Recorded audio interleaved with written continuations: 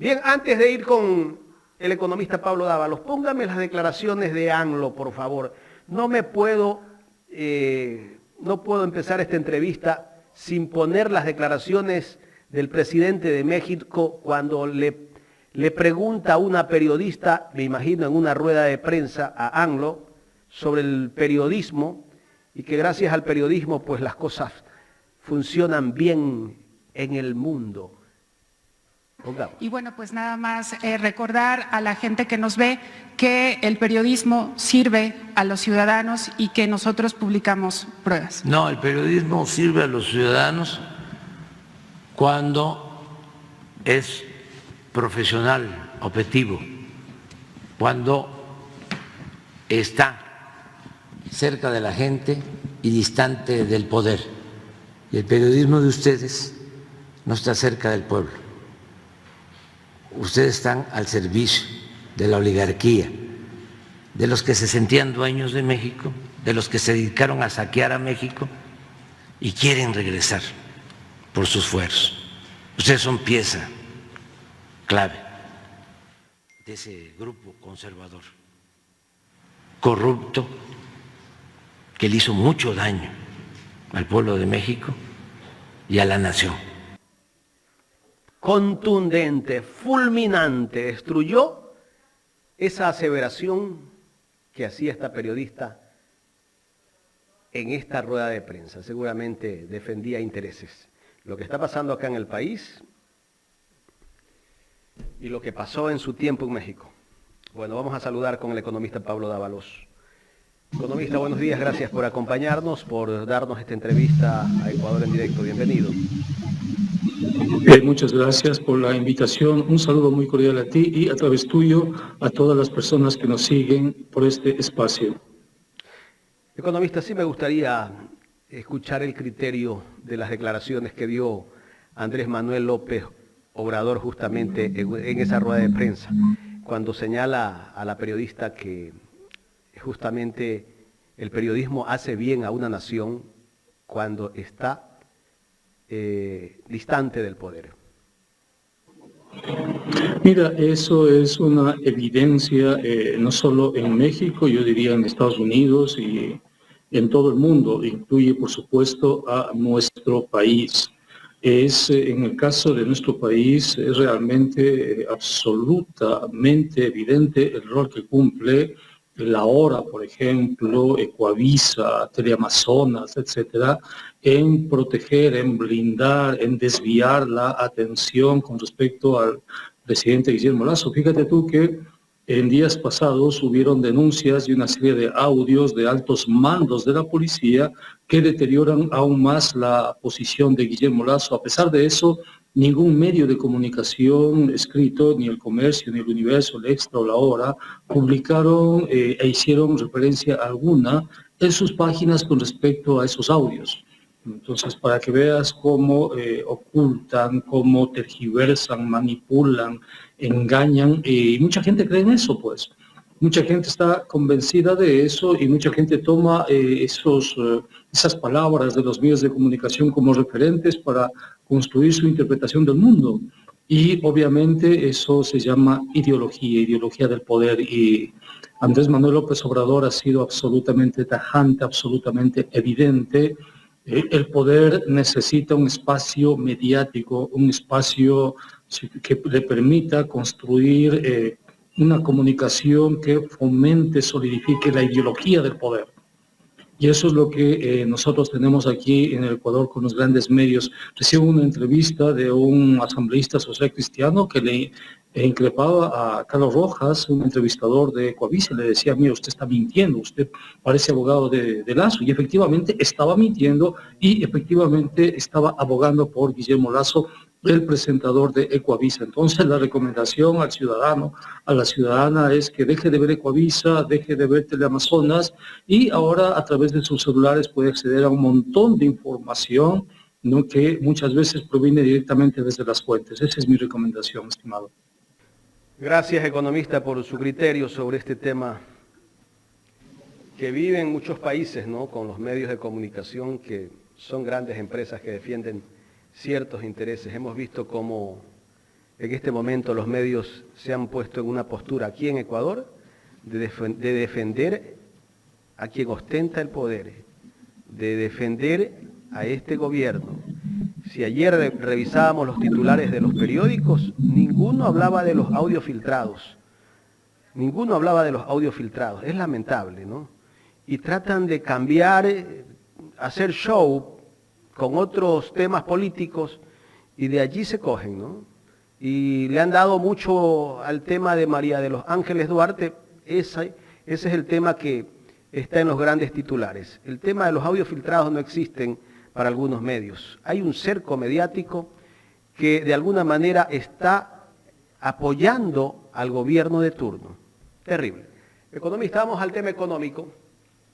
Bien, hace pocos días yo escuchaba al ministro Pablo Arosemena que decía que la Reserva Monetaria Internacional es imposible tocarla, que ese dinero que está en la Reserva Monetaria Internacional es dinero de los GACs, es dinero de los clientes de los bancos y por lo tanto no se puede tocar.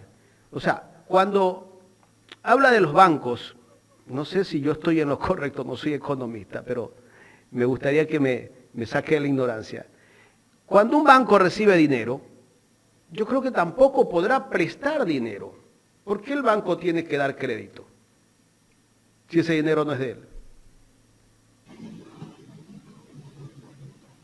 Efectivamente, tienes toda la razón. Mira, los cambios en la Reserva Monetaria Internacional fueron inducidos y provocados por el Fondo Monetario Internacional. Fue el fondo el que cambió la estructura de la Reserva Monetaria y la convirtió en lo que se llama la regla de respaldo. Estos cambios se aprobaron en mayo del año 2021. Hasta antes de mayo del 2021 no teníamos esa forma, esa construcción de la Reserva Internacional. ¿Qué hizo el Fondo Monetario? El Fondo Monetario dijo, bien, los bancos privados ahora pueden abrir una cuenta en el Banco Central.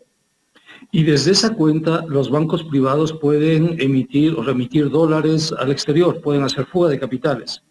Pero cada vez que un banco privado abra una cuenta en el Banco Central no tiene que cubrir esa cuenta en su activo con recursos de la Reserva Internacional.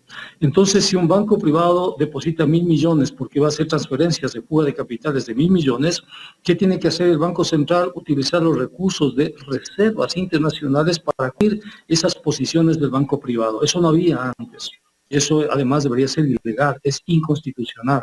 De hecho, hay ya una propuesta de inconstitucionalidad de esa regla de respaldo a la Corte Constitucional, que hasta el día de hoy no se ha pronunciado. Esto hace que se paralicen los ahorros del país. El país tiene alrededor de 9.000 millones en ahorros y esos 9.000 millones en ahorros sirven para cubrir posiciones básicamente de bancos privados. Entonces, claro, si un banco está constantemente transfiriendo al exterior, el Ecuador tiene que cubrir eso con activos propios, ¿no? Con reservas internacionales. En las reservas internacionales está el encaje bancario, ¿no? En los activos, no en el pasivo. El encaje bancario no tiene nada que ver con los depositantes. La gente piensa que el encaje bancario es su dinero y no es así.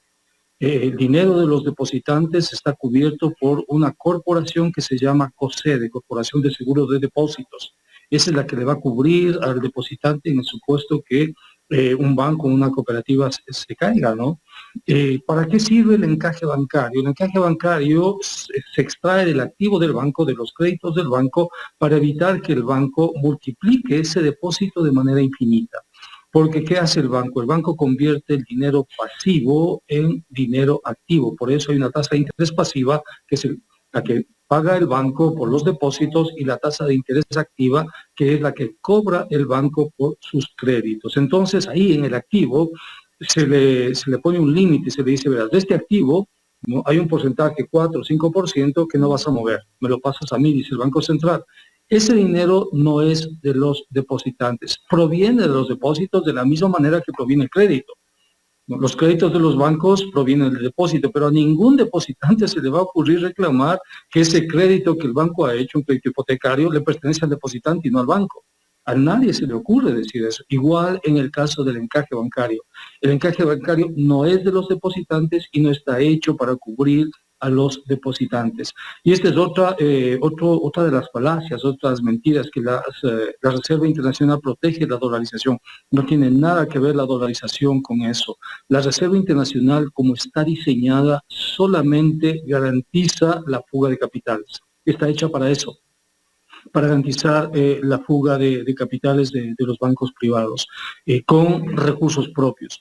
Dentro de los depósitos en las reservas internacionales están los depósitos del gobierno central, los depósitos de las transferencias que le hace Petroecuador, y además están depósitos que provienen de impuestos. Básicamente los impuestos extraordinarios de la ley no se registran en el presupuesto, sino que van directamente a las reservas internacionales. Ese dinero es dinero específico del gobierno central, no pertenece a los GAT, no pertenece al Banco Central, pertenece exclusivamente al gobierno central. El gobierno central puede utilizar ese dinero cuando quiera, puede utilizar el día de hoy, ¿no? Es bastante dinero, son cerca de 4.000 millones. ¿Qué pasa si el gobierno utiliza eso? Que la reserva disminuye y ya no hay dinero para garantizar a los bancos privados. Por eso dice que no se puede tocar la Reserva Internacional, porque los bancos privados en promedio cada año realizan una fuga de capitales de alrededor de 20.000 millones de dólares. Todo el tiempo están enviando dinero al exterior. Y no para pagar importaciones, como se cree, porque las importaciones tienen otro mecanismo, tienen el mecanismo de las líneas de importación que abren, las líneas de crédito para importación que abren los bancos. La inmensa mayoría de los 20.000 millones es fuga de capitales, son depósitos en el exterior, tanto de los bancos para protegerse ellos, cuanto de grandes grupos y grandes empresas que consideran que es conveniente tener sus recursos fuera que dentro de la economía del país. Economista, pero todo lo que están haciendo en este momento lo legalizaron con la famosa ley de defensa de la dolarización, si no me equivoco. Efectivamente. Por eso es que dicen que todo está en la ley. Sí, la aprobó Litardo en mayo, fue la última ley que aprobó el gobierno de Lenín Moreno. Se aprobó en mayo del año 2021. Lo que me sorprende a mí es cómo la Asamblea Nacional, que está preocupada, por ejemplo, de la destitución de Guillermo Lasso, no ha cambiado esto. Y no es una cuestión muy difícil, si tú quieres, es ponerse de acuerdo para reformar el artículo 33 y eliminar una frase, nada más, donde dice los pasivos de otras sociedades de depósito, eliminar esa frase, y con eso el gobierno puede disponer tranquilamente de 4.000 millones de dólares, pero no entiendo por qué la Asamblea no lo hace.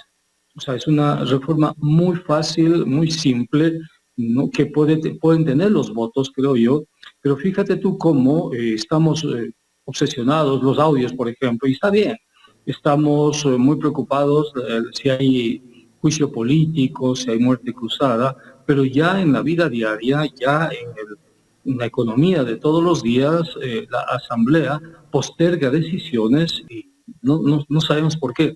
De pronto porque no conoce, de pronto porque no tiene la iniciativa, de pronto porque no le interesa. Cualquiera que sea el argumento que justifique esto, la cuestión es que mientras siga la ley, como dice el ministro Rosemena, no hay cómo topar la reserva, porque si topa la reserva, ya no hay dinero para garantizar la fuga de capitales.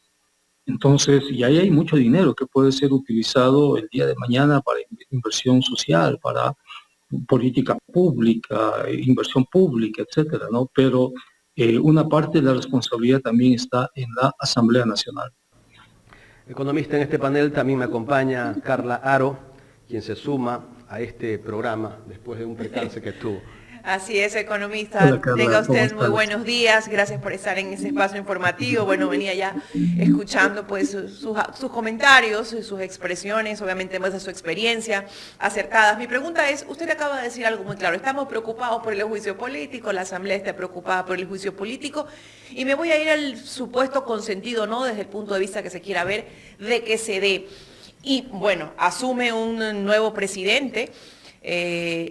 ¿Qué mecanismo tendría que usar para en este momento darle una boya salvavidas a la economía del país? ¿Habría que modificar justamente esa ley o se puede tomar algún tipo de alternativa? Vamos a suponer que efectivamente hay un juicio político y por determinada circunstancia va a la presidencia de la República el vicepresidente Borrero. Vamos a suponer eso, ¿no? ¿Qué pasaría con Borrero? O sea, puede utilizar las reservas nacionales para el desarrollo económico, y la respuesta es que no.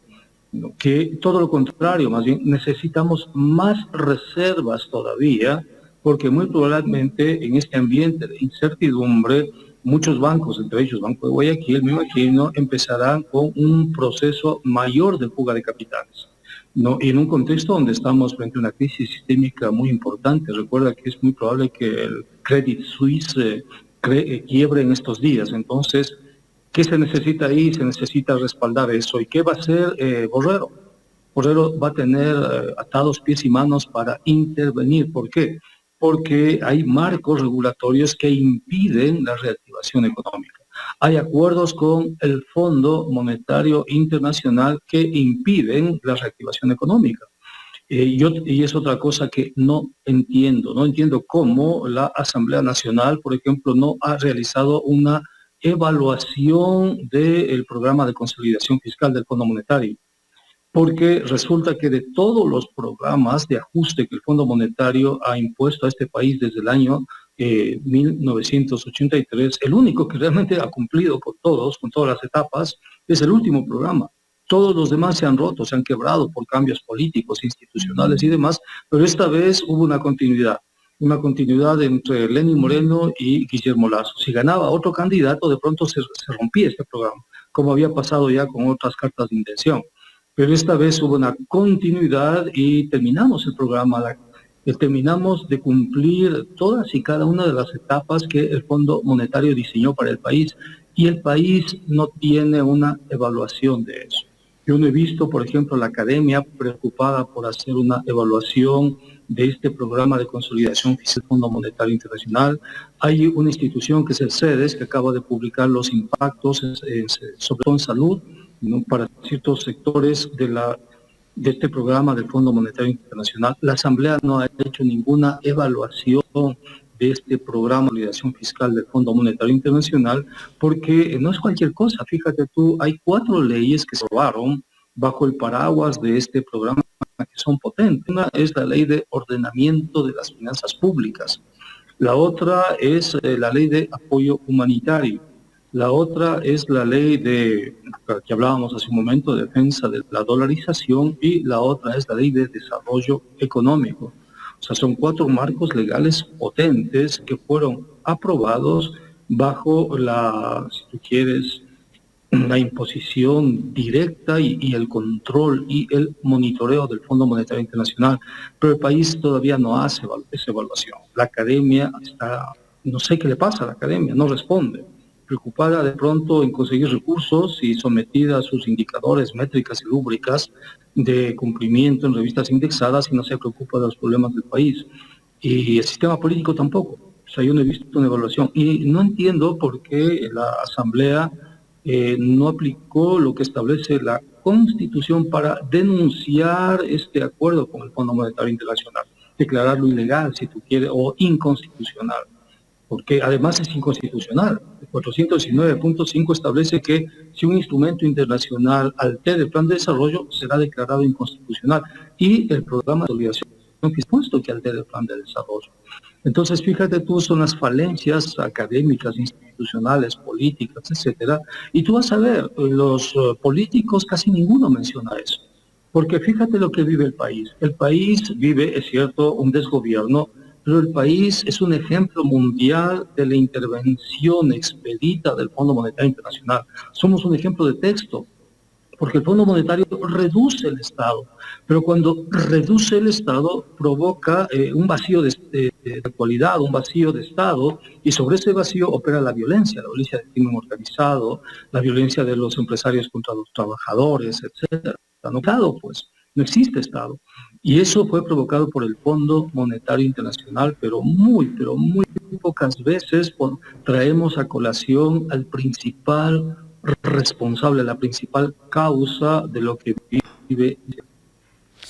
Doctor, Es preocupante lo que usted dice con respecto pues, a lo que puede pasar en la economía del país con un cambio de gobierno, ¿no? La desestabilización, debido pues, a los errores que ha cometido ese gobierno, a las diferentes leyes que nos han impuesto a todos los ecuatorianos, porque sin duda alguna lo que han hecho más es meternos la mano al bolsillo.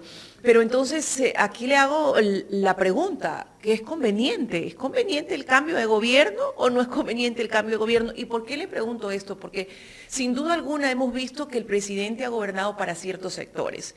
Esos sectores se van a ver amenazados en el momento que haya un cambio de gobierno y eso va a desestabilizar económicamente más el país de lo que ya está. Entonces, rutas, alternativas, ¿cuál sería la mejor ruta o la mejor alternativa? Mira, hay líneas rojas que nosotros creo que no dejamos pasar. A nivel individual tenemos líneas rojas para nuestra pareja, para nuestros hijos, para nuestra familia. Como sociedad también tenemos líneas rojas que no se deben pasar bajo ninguna circunstancia. Y una de esas líneas rojas tiene que ver con el narcotráfico, tiene que ver con el crimen organizado. O sea, esa línea no la puedes pasar. O sea, no puedes meterte con el crimen organizado y punto. O sea, nadie puede entrar en eso, porque además cuando entras no sales. Entonces, ¿qué es lo que tenemos? Nosotros tenemos información como sociedad que el gobierno atravesó esa línea roja. Y eso explica la violencia contra la sociedad. Entonces, ya no es solo la reducción del tamaño del Estado provocada por el esquema neoliberal del Fondo Monetario Internacional, sino es el contubernio directo del sistema político, del Ejecutivo, con el crimen organizado. Entonces ya estamos entrando en un territorio donde tiene que operar directamente la justicia, y ahí no se entiende, por ejemplo, cómo la justicia es muy lenta para responder. Y como es muy lenta para responder, esto genera una señal directa al crimen organizado, que en cambio es demasiado rápido para responder. Tenemos un presidente que está acusado de relaciones indirectas con el narcotráfico a través de su cuñado. Eso es muy grave, eso es demasiado grave. Entonces, el presidente Lasso Economista, aparte, perdón que lo interrumpa, tocando Sí. ese tema, aparte del dólar, porque sabemos que una de las cosas atractivas para el narcotráfico es que aquí se maneja el dólar, ¿qué otra cosa ven atractivo ellos para poder querer lavar dineros aquí, hacer negocios aquí? De pronto las leyes a nivel económico son blandas. Mira, el narcotráfico y el crimen organizado es global. Es decir, no está solo en un país. Maneja recursos demasiado grandes que no pueden ser lavados en un país. O sea, aquí no tenemos una arquitectura, aquí se lava un poco, pero el centro del lavado está en los grandes bancos, ¿no? Mira, hay un programa en Netflix que demuestra que uno de los bancos más grandes del mundo, el Hong Kong Bank, por ejemplo, el HSBC, forma parte del entramado del lavado de dinero. Pero el narcotráfico necesita interfaz. Necesita una región sobre la cual operar sus mecanismos a nivel mundial. Necesita territorios, reclama territorios. No le importa en qué parte del mundo esté ese territorio, pero si puede entrar en ese territorio y tiene la complicidad del sistema político, tiene la complicidad del sistema financiero, ahí va. Y cuando entra, desaloja a los otros grupos, los desaloja con violencia, los desaloja utilizando la fuerza bruta, la violencia más brutal, si se quiere, para consolidarse y generar efectos de demostración, ¿no? Para evitar que otros grupos del crimen organizado entren y disputen ese territorio, porque sabe que se enfrentan a seres absolutamente despiadados.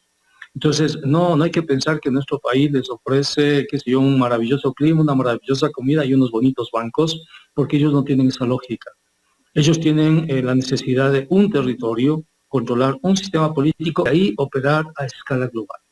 Entonces, y eso es lo que está en riesgo el Ecuador. Si no se cierra esa brecha, o sea, las mafias, en este caso la que ha sido denunciada, la mafia peruanesa, va a percibir que tiene margen de maniobra, que tiene capacidad de acción. Y va a seguir actuando, pues, porque maximizan absolutamente todo. Y van a poner en riesgo más vidas de ecuatorianos, van a poner en riesgo a la dolarización, van a poner en riesgo absolutamente todo. Entonces, para evitar eso, la justicia tiene que operar y el sistema político tiene que operar. Si le dicen al presidente, mira, tú tienes relación con estos grupos a través de tu cuñado, que no es cualquier cuñado además, pues, es el personaje más importante, es quien financió la campaña de Lazo. Entonces, ¿qué tiene que hacer ahí el sistema político? Tiene que decirles, bueno, asuman las responsabilidades. Y la forma de asumir es un juicio político, y yo diría un juicio político ya no solo a Lazo, sino también a Borrero, porque fueron financiados por Danilo Carrera, quien además está vinculado al narcotráfico. Lo que no entiendo, no se entiende es cómo la Fiscalía General del Estado no ha actuado contra Danilo Carrera. O sea, eso no entiendo. Sin duda alguna, economista, esa pregunta nos hacemos todos, ¿no? ¿Por qué no ha sido tan diligente la Fiscalía en este caso como en otros temas? Le tengo una pregunta de uno de nuestros fieles seguidores, John Zurita, a quien le agradecemos su aporte, que está súper pendiente, le envía saludos, economista, y nos pide hacerle esta pregunta. ¿Es posible que Lazo vuelva a prepagar deuda a los tenedores de bono como lo hizo Moreno? No es posible porque la deuda, de acuerdo a la Constitución y de acuerdo a la ley, solamente puede emitirse para financiar obra pública.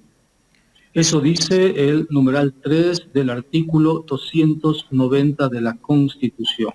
Solamente puede emitirse deuda o para bajar la deuda anterior o para financiar obra pública. O sea, no se puede emitir deuda para financiar gasto corriente, ni cubrir posiciones de déficit fiscal de gasto corriente, eso es prohibido por la ley.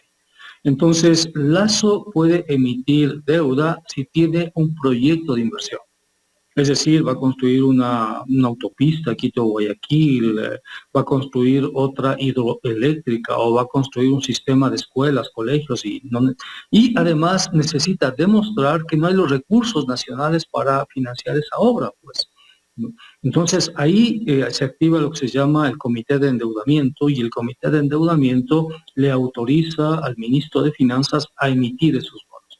Si emite esos bonos, el riesgo país es una alerta al sistema financiero mundial que indica que el país está en riesgo y que esos bonos necesitan para cubrir ese riesgo una tasa de interés muy alta. Eso significa entre el 8 y el 12%.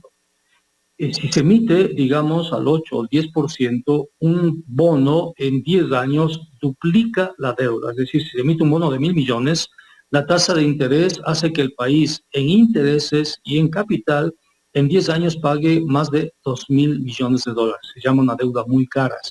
Muy caro, ¿por qué? Porque el riesgo país está muy alto. En consecuencia, ¿qué hace Guillermo Lazo?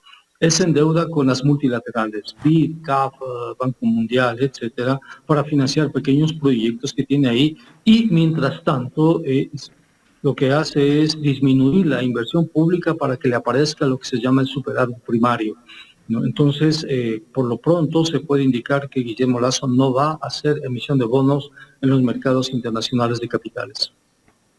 Economista, bueno, el gobierno sigue con su discurso de que en la historia de la República del Ecuador, el presidente Guillermo Lazo es el único presidente que ha invertido tanto en inversión social.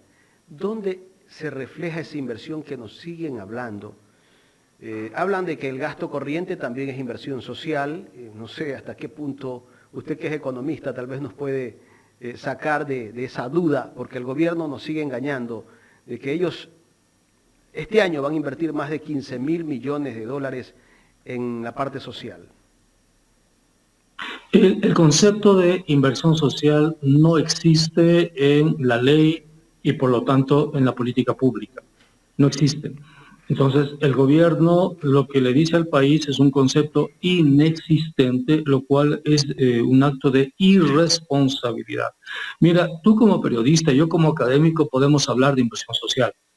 ¿Por qué? Porque podemos medir y podemos hacer cálculos y demás de la inversión social. Una ONG puede hablar de inversión social, pero un ministro de Economía o un presidente de la República no pueden hablar de inversión social. ¿Por qué? Porque ellos hacen política pública y la política pública se avala con regulación, con la ley.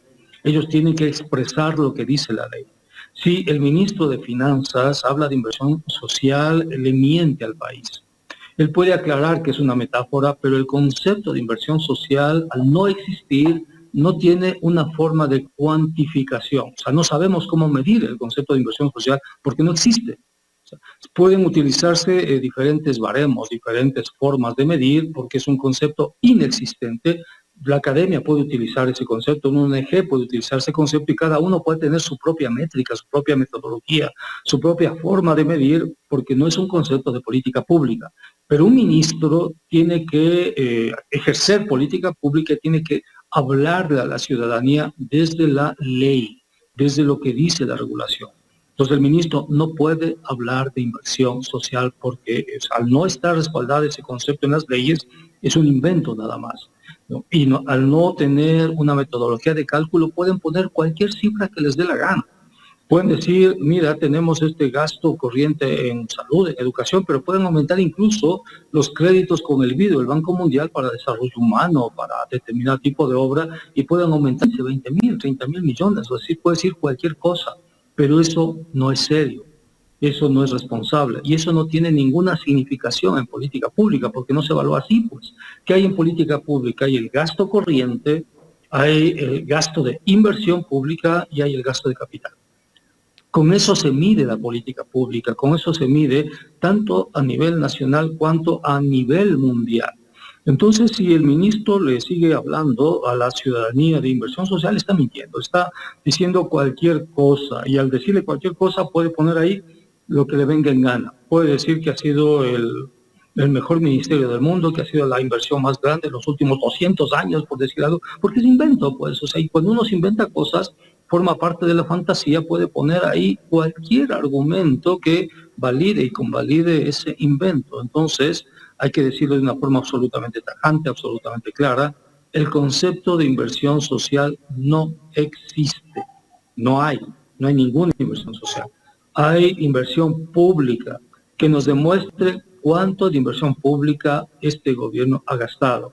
Hay gasto corriente que nos demuestre cómo está el gasto corriente. Hay gasto en remuneraciones, ¿no? Hay el gasto en formación bruta de capital fijo o activos no financieros, como lo denomina el Fondo Monetario.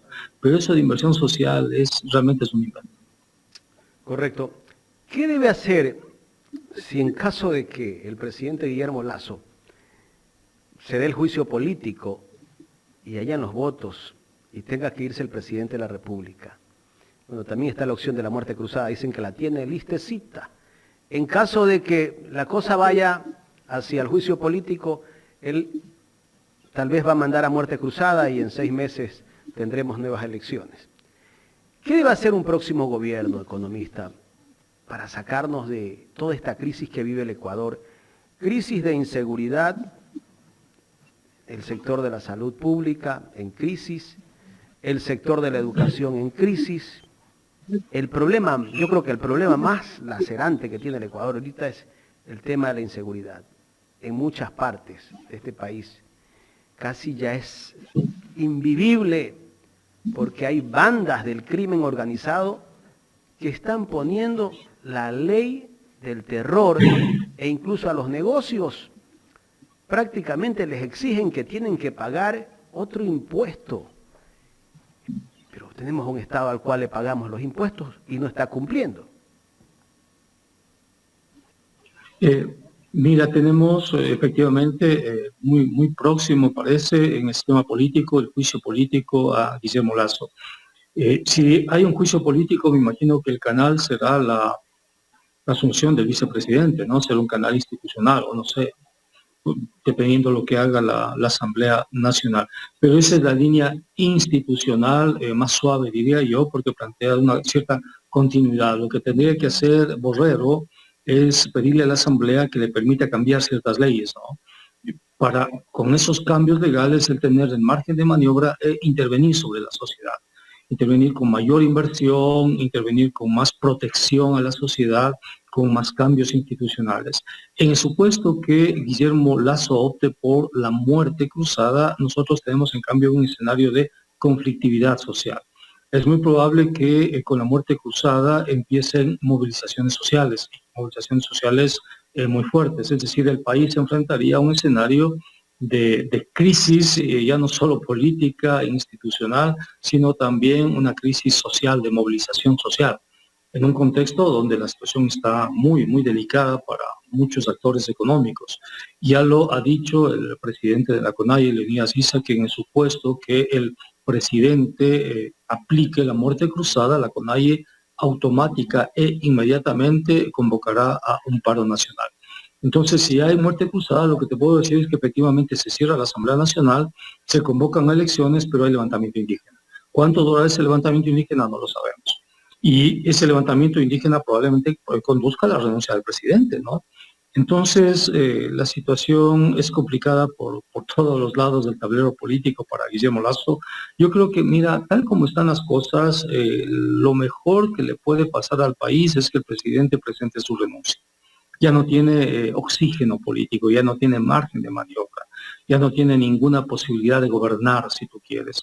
Perdió la consulta popular cuando pensó que la podía ganar, eso le restó todo margen de maniobra, y las denuncias dan cuenta que hay niveles de corrupción que no se pueden soportar, que no se pueden perdonar, que necesitan la activación inmediata de los correspondientes canales institucionales, entre ellos Fiscalía, Contraloría, etc. Entonces, lo que te puedo decir es que, tal como están las cosas, el presidente Lasso no tiene ninguna escapatoria posible.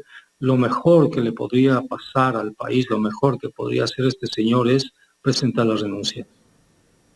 Economista, quiero agradecerle por haber aceptado conversar con Ecuador en directo. Muchas gracias y hasta una próxima oportunidad. Hasta pronto. Gracias al economista Pablo Dávalos, director del Foro de Economía Alternativa y Heterodoxa aquí en Ecuador en directo.